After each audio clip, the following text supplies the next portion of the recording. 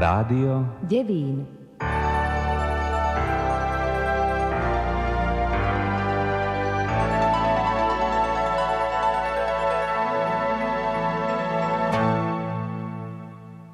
Básnik a prozaik Marián Grupač sa vo svojej próze Hriešne myšlienky vracia do čias pred rokom 1989, aby sa jeho mladý hrdina formou listu otcovi pokúsil podať ich neskreslený obraz. Úryvok z prózy číta Peter Bzdúch.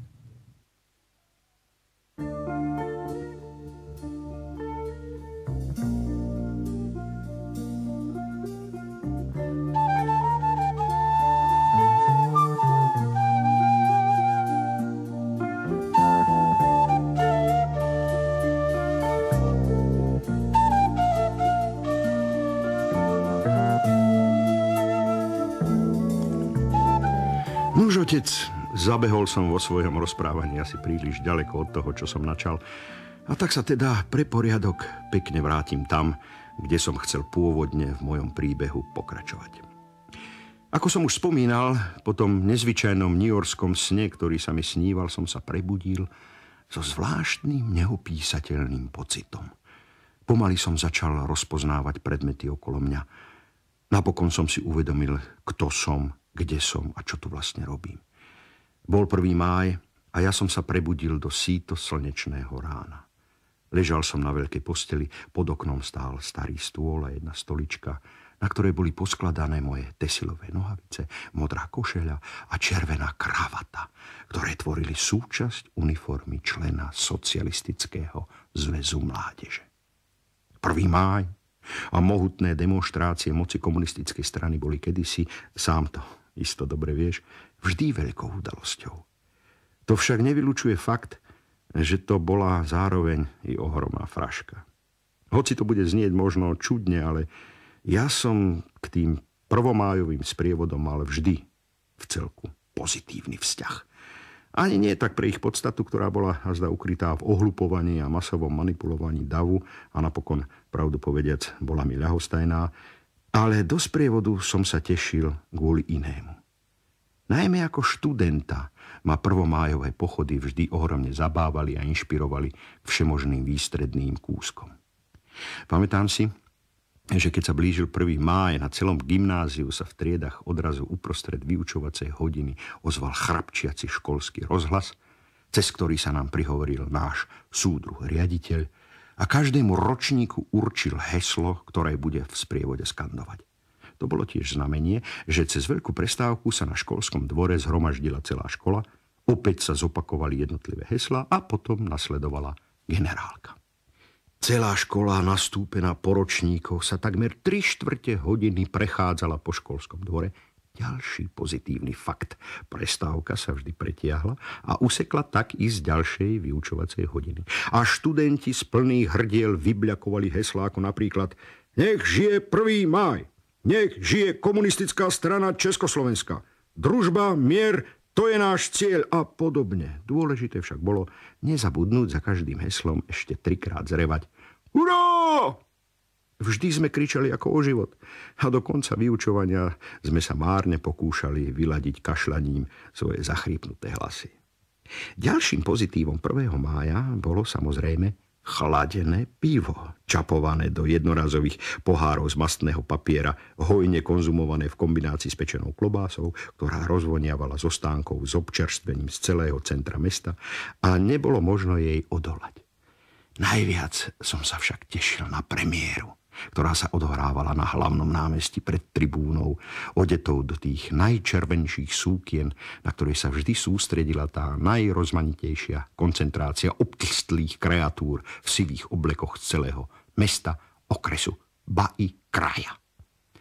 Boli sme s niekoľkými priateľmi dohodnutí na našej malej vnútornej kontrarevolúcii, ktorá prebiehala nasledovne. Na generálnej skúške na školskom dvore sme samozrejme poslušne zjapali určené hesla, aby sme náhodou v niekom nevzbudili podozrenie, že chceme celú akciu bojkotovať či nejakým iným spôsobom sabotovať. No keď nadišiel ten slávnostný okamih premiéry a my sme sa už nezadržiteľne blížili k červenej tribúne, Boli sme ako živelná lavína tiel, hlasov a jednotného presvedčenia a vtedy na povel zodpovedného a uvedomelého pedagóga sme spustili: Družba, mier, to je náš cieľ. Potom konečne nadišla naša chvíľa. Začali sme vykrikovať úplne niečo iné, ako sme mali nacvičené. Spolu nás, kontrarevolucionárov, bolo azda 5 či 6, no naše mladé, silné a burácejúce hlasy dokázali vtedy, ak nie prehlušiť, tak určite aspoň pomýliť a dokonale spotvoriť celý chór našich poslušných spolužiakov. No, aby si nenamýšľal, otec, nekričali sme nejaké protištátne či inak provokujúce heslá. Natoľko sme zase nebrali našu rolu vážne. Išlo nám hlavne o zábavu. Tak napríklad jeden z nás na plné hrdlo vybľakoval: Mrkva už nie je zdravá. Druhý: vyšťal som sa do kvetináča. A ďalší: premnožili sa stonožky. A podobne. Dokázali sme však vždy narobiť v dave poriadny zmetok a vystúpenie našej školy tak bolo zdegradované na nesúrodý krik a bľabotanie, ktoré si častokrát všimli i súdruhovia nad nami, no tí len s nepochopením a očividným nepokojom v pohľadoch pokývkávali svojimi červenolícimi tvárami, prekrvenými od nadmerného požívania vodky. Najzábavnejšia na tom bola skutočnosť, že nikdy sa riaditeľovi ani učiteľovi zodpovednému za našu skupinu nepodarilo vypátrať narušiteľov. A tak sme naše sabotáže mohli spokojne realizovať každý rok. Po novembri 1989 som si na námestí nevdojak spomenul práve na tieto prvomájové ceremónie a možno mi za tou atmosférou prišlo i trochu ľúto. Až o pár rokov neskôr som sa dozvedel, že v meste sme neboli jediní, ktorí marili prvomájové sprievody svojimi spontánnymi happeningami. Práve krátko po novembri 1989, keď sa mi zdalo, že komunisti to už majú aj na Slovensku definitívne spočítané, čo sa neskôr ukázalo ako ďalší z mojich fatálnych omylov, som sa zoznámil s jedným zaujímavým človekom. Chodievali sme v tom čase do kaviarne Maja, hneď vedľa našej školy. A práve tento lokál sa nám, mne a mojim priateľom, stal na pomerne dlhý čas akýmsi útočiskom, azylom pred vonkajším svetom, našim malým uzavretým táborom sprisahancov. Tu sme začínali v dymovom opare z desiatok vyfajčených cigariet debatovať o všetkom možnom i nemožnom. Pripíjali sme si na život a na častokrát nešťastné lásky. Neskôr sme si práve tu pod stolom požičiavali zakázané knihy alebo len tak sedeli, popíjali čiernu horkú kávu a pozorovali, ako na veľkých nástenných hodinách plynie čas, ktorý sme mali pôvodne tráviť na nejakej vyučovacej hodine. Po maturitných skúškach sa dokonca práve v kaviarni Maja ženil i môj priateľ Michal. Jemu však toto prostredie asi pri veľmi šťastia do manželstva neprinieslo, pretože dnes, keď píšem tieto riadky, sa chystá na svoj prvý rozvod v živote. Nuž, ale aby som opäť neodbiehal, vrátim sa v spomienkach do kaviarne Maja približne do decembra 1989. Sedeli sme s Michalom a s ďalšími kamarátmi zo školy pri malom stolíku a pili sme už presne neviem koľký rok, keď do kaviarne vošiel akýsi zarastený, ufúľaný chlapík, ktorého tu nikto z nás ešte nevidel. Svojou prítomnosťou akoby rozvíril stojatý, zafajčený vzduch maličkej kaviarne. Pri pulte si v tichosti objednal kávu a rum a sadol si do rohu miestnosti, nevšímajúc si naše nechápavé pohľady. V Maji sa návštevníci často nemenili a tak sme sa tam všetci navzájom poznali. Keď nie po mene, podľa tvári určite. Príchod neznámeho hostia znamenal čosi ako malé dobrodružstvo. A v tom období hádam ešte dvojnásobne viac než kedykoľvek predtým. Ako už, milý otec, asi aj tušíš, neznámy dlho neodhaleným v Maji nezostal. Dnes mi to pripadá ako fantázia, že to bolo také jednoduché, prosté, zoznámiť sa s cudzím bezmenným človekom.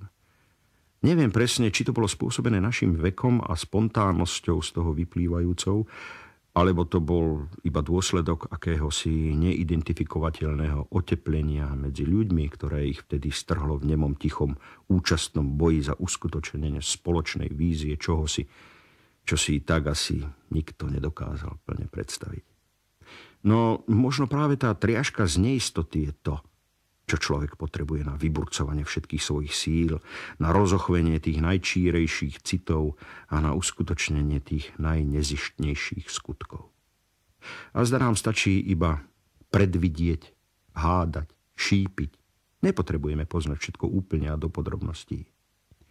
Keď sa človek preborí až k akémusi pochybnému jadru, významu vecí, môže sa tiež prihodiť, že stratí chuť a sílu ďalej ešte niečo hľadať.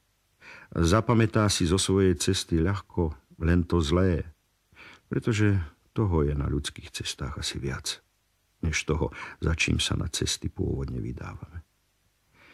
A tak sme sa vtedy v kaviarni Maja stretli a zoznámili s človekom, ktorý priamo úmerne s rumom a kávou, ktoré do seba vkladal, vytiahol pomaly zo svojho vnútra i úlomok svojho životného príbehu.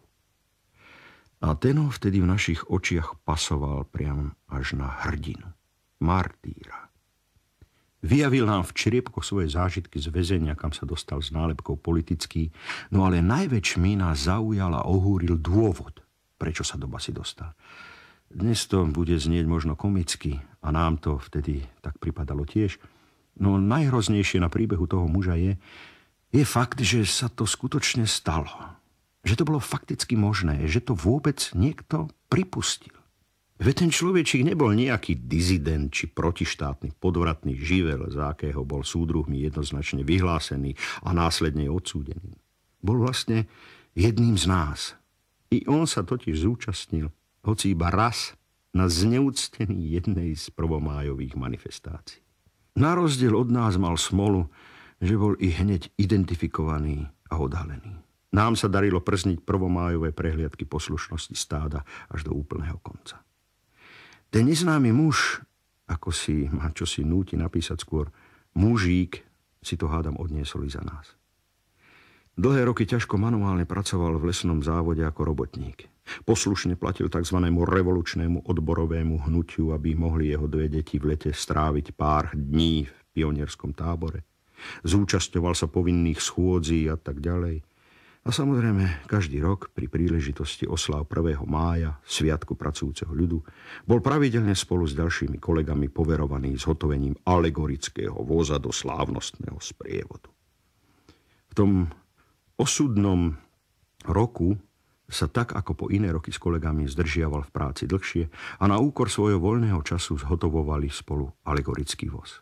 Tak sa totiž zvykol nazývať obyčajný, i keď ihličím a šuškami vyzdobený drevený rebriniak, ťahaný párom statných štajerákov, ktorý mal v čele sprievodu súdruhom na tribúne ukázať, že i pracujúci v lesnom závode chcú úprimne, srdečne a po svojom pozdraviť veľký sviatok práce. Náš známy z kaviarne Maja nám farbisto vykresľoval celý proces prípravy takéhoto voza, ktorá sa samozrejme, tak ako takmer všetko na Slovensku, nemohla obísť bez pár fliaš borovičky. Vtedy však tento zázračný mok uvoľnil v tvrdých chlapoch aj akési latentné sklony k umeleckej kreativite. A spolu sa dohodli, že počas sprievodu predvedú na onom voze i krátku, nezáväznú scénku, ktorá by ešte zvýraznila ich talent a zištný úmysel spríjemniť sebe a ostatným mohutné a dlho očakávané oslavy 1. mája. Nápady sa hrnuli jeden za druhým a chlapi sa sami ani nestačili čudovať, koľko umeleckého nadania v nich drieme. Veru, škoda je tých talentov pri sekere a píle zastrčených kdesi v chladných horách. Za svoju náhle objavenú invenciu a tvorivosť sa sami odmenili niekoľkonásobným borovičkovým repete. Keď sa už napokon v predvečer 1. mája ťažkým krokom približovali k svojim domovom, boli so sebou spokojní a s podporou tekutého majstra istotne na seba i zaslúžene hrdí. Vyhútali totiž, že najlepšie bude, ak zajtra tesne pred tribúnou na chvíľočku voz pristavia a predvedú súdruhom tam hore nasledovnú scénku. Na voze bude umiestnená i tzv. Koza, čo je vlastne akýsi improvizovaný stojan, ktorý sa používa na pílenie dreva. A na ňom bude, ako na symbolickom dereši, prevalený chlap v ľanovej košeli. Nad ním bude stáť ďalší chlap, oblečený v cifrovanom kabátiku, na hlave parádnu zdobenú čapicu, pod nosom ceruzou na obočie prikreslené beťárske fúziky, no a samozrejme v ruke bude držať korbáč, ktorým bude akože toho chudáka na koze mlátiť. Zatiaľ, čo všetci ostatní budú svorne kričať: tak to bolo, takto to už nie je a takto ani nebude. Videlo sa im to neuveriteľne dobré. Malo to šťavu. A taktiež tú ideologickú angažovanosť. Skrátka, mala to byť bomba. A aj bola. No na nešťastie vybuchla im v rukách skôr, než si stihli uvedomiť, kam ju vrhnúť. Chlapi totiž hneď na druhý deň ráno svoju včerajšiu opičku ešte prikrmili rumom a angažovanú scénku zo života biedného ľudu v tvorivom ošiali na premiére pod tribúnou ešte vylepšili. Rozprávač tejto príhody a taktiež jej priamy aktér nám vtedy v kaviarni Maja s kamennou tvárou, zatiaľ čo my sme sa zadúšali v ošiali smiechu, prezradil, že si spomína, ako by celé mesto stíchlo a strplo, keď pod červenou tribúnou s kolegami v rumovom ošiali zjapali: takto to bolo, takto to je a takto to do čerta bude už furt. No, uznáš, otec, si sám, že toto hádam nebol dôvod na nič iné ako na smiech. Čo vyprovokovalo súdruhov k tomu, aby opitých chlapov za nešťastný žart hneď po sprievode odvliekli do budovy so zamrežovanými priezormi do sveta? Čo? Urazili snáď niekoho? Či nebodaj pošpinili česť a dobré meno tých, ktorí od cti a svojom dobrom mene i tak asi nemali ani poňatia? Alebo boli ich sudcovia presvedčení, že ich musia potrestať za to, čo si myslia? Možno súdruhovia poznali myšlienky týchto nešťastníkov a označili ich za nebezpečné. No od koho, alebo od čoho, alebo odkiaľ nabrali tú nezlomnú istotu, že to, čo predviedli v opitosti na námestí títo inak úplne neškodní a poslušní lesní robotníci, je ich vlastné presvedčenia, myšlienky. To nepochopím asi nikdy. No i keby dokonale poznali sudcovia ich mysle a vedeli do svojej reči pretlmočiť to, čo nazývame myšlienkami, mali by i tak právo ich súdiť a odsúdiť. Za čo? Za myšlienky? Veď to je absurdné. Dovtedy som sa priveľmi otázkami slobody či neslobody nezaoberal a možno som boli presvedčený, že zmysel a podstata uväznenia človeka znamená jednoducho ho zbaviť slobody. No až také jednoduché to asi v skutočnosti nie je. Pretože ak by som mal odňať človeku slobodu, stačilo by azda vziať mu to, čo jeho slobodu určuje a podmienuje. Dá sa však táto podstata zovšeobecniť? Je možné použiť ju ako univerzálny kľúč pre všetkých? Mne pripomínalo uväznenie lesného robotníka skôr premiestnenie z jednej klietky do druhej. Tá situácia sa až diabolsky ponášala na moju vlastnú skúsenosť, keď som nedobrovoľne z domu odišiel bývať do iného mesta. Akýže to trest? Až dnes si uvedomujem, že tieto slová smiem písať a vlastne ich aj píšem z pozície toho, ktorý sa nezašpinil. Teda moje slová by nemali vyznievať ako pokrytectvo či nejaký alibizmus. Nemali, ale prichádzam už pomaly i na to, že moje postavenie možno nevyplýva ani tak zo skutočnosti, že som sa bezprostredne nezúčastnil na tej komunistickej hre, ako skôr z faktu, že som sa zúčastniť proste nestihol. Kto vie, čo by bolo so mnou ďalej, keby sa v novembri 1989 neudiali tie udalosti, ktoré dopomohli pádu jedného režimu, a keby som sa vtedy nerozhliadol dôkladnejšie okolo seba. Je ale taktiež možné, že by som do socialistickej šablóny nezapadol. Ostatne, mal som na to tie najlepšie predpoklady. No nikdy s určitosťou nemôžem tvrdiť, že by som ostal nepoškvrnený. Až oveľa neskôr ma v mojom rozhutovaní uistili český spisovateľ Pavel Kohout ktorý vo svojej knihe Hodina tance a lásky, nemecká romance, napísal: Není to důvod k pochopení, že za istých podmínek mohl by se stát katovým pacholkem každý z nás. A ti, co se nestali, vděčí za to spíš své šťastné hviezde, než svému silnému charakteru. Pri čítaní tejto knihy som až neskôr začal absorbovať to, čo tam autor vložil, a postupne som skrze prečítané tiež začal trochu spoznávať i samého seba. Mnohí ľudia, ktorých som poznal, podľahli emocionálnemu tlaku okolia, atmosféry a samozvane začali vynášať súdy a dokonca i svoje súkromné rozsudky.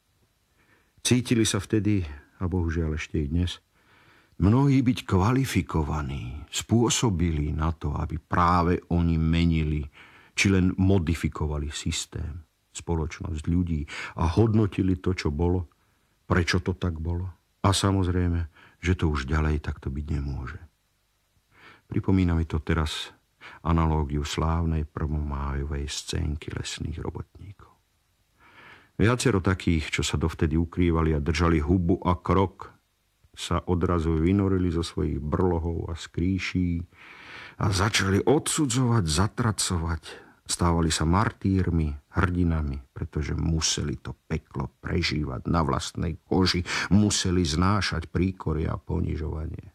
Zrazu im zmocnili hlasy a rozšírili sa ramená. Vybielilo sa svedomie. Spomínam si na veľkú plechovú tabulu, ktorá roky stála pri vchode do hlavnej železničnej stanice v mojom rodnom meste. Dlhý čas nikomu neprekážal nápis Zina Grídzo apolitickým, humanistickým posolstvom Svetu mier, ktorý ju spolu s bielou holubicou zdobil akoby už od nepamäti. Po slávnom nežnom novembri 1989 však na tabuľu kdosi primaľoval bielou farbou: A Rusom hovno. Demokracia je teda vláda ľudu. Nože ale čo potom vládne ľudskej mysli okrem náhody? A zdá akási priepustnosť, spôsobilosť spracovať surový materiál tohto sveta a vymodelovať z neho niečo tak abstraktné a ničotné, ako je myšlienka. Prchavá, nejednoznačná, slobodná myšlienka. Je ťažké zahryznúť si do jazyka v tej správnej chvíli. Nie je to však pre bolesť, ktorú uhryznutie spôsobuje. Je to skôr ohromná trízeň, vyvolávajúca mučivé premýšľanie a hodnotenie. Kedy je tá správna chvíľa pre mlčanie? Kto z nás teda môže otvorene a úprimne vyhlásiť, že je bez viny? Do koho treba hodiť kameňom? Pýtal som sa spolu s Pavlom Kohoutom. Kto má potom vlastne právo podíleť sa na novém návratu k budoucnosti? Pouze majitelé čistých rukou, i když si je spíš ešte nestačili pošpiniť dík svému mládí. Mnohokrát som sa potom zamýšľal a prehodnocoval svoj postoj a rolu, ktorú som si pridelil, či iba náhodou prijal pre svoj život a tiež pre život iných. Odpoveď som stále nezistil.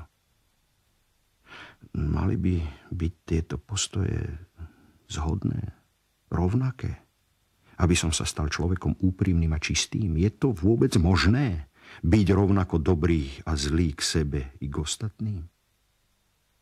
Neviem. Sám doteraz nepoznám všetky svoje myšlienky a rozhodnutia. Vlastne ich väčšinou nechápem vôbec. A možno častejšie nerozumiem sám sebe ako iným ľuďom.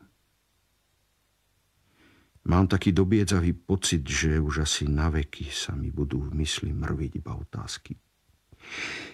Takmer všetko, každá moja myšlienka bude začínať slovom neviem.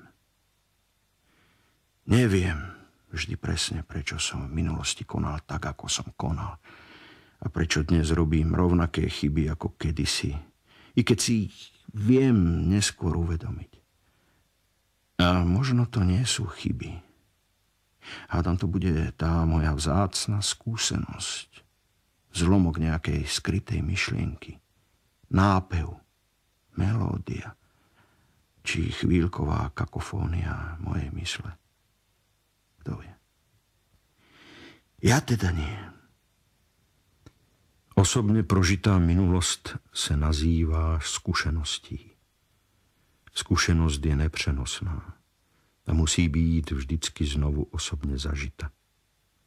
Proces prožitku ji poskytne za cenu nevinnosti. Stracená nevinnosť zmenšuje právo na budúcnosť. Čím je v tomto svietle človeku jeho osobní minulosť? Neviem. Fakt neviem.